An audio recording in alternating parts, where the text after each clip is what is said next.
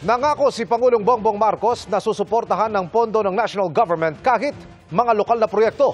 Ipauubaya na rin sa mga city hall at munisipyo ang pag-aayos sa mga school building. Nakatutok si Ivan Mayrina. Francis Javier M. Zamora. Bisita sa Malacanang ngayong hapon ng mga bagong opisyal ng League of Cities at League of Municipalities. Mga lokal na opisyal kung kanino nakasalalay ayon sa Pangulo ang tunay na pamamahala. Minsan naging gobernador ng Ilocos Norte ang Pangulo. Kaya batid daw niya ang araw-araw na hamong sinusuong nila.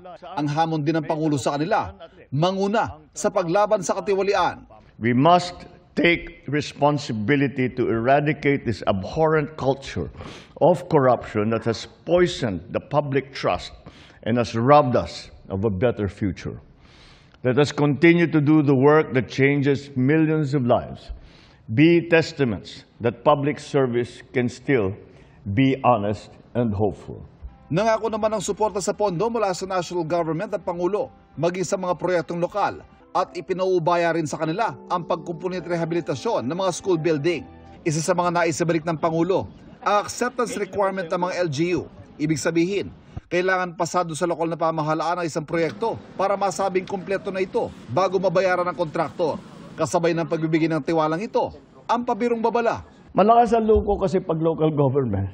Dahil ibang klase yung pag local government. Pagka gumawa kayo ng kalokohan, nakikita ka agad sa susunod na halalan.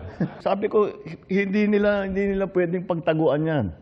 Kaya't malakas ka loob ko na kahit papano na mga local government executives ay gagawin nila yung tama. Bili ng Pangulo sa mga lokal na opisyal, bantayan ng mga proyekto, tiyaking nagagawa ng tama, at magsumbong kung may nakikita mga katiwalian. Para sa GMA Integrated News, Ivan Mayrina, nakatutok, 24 oras.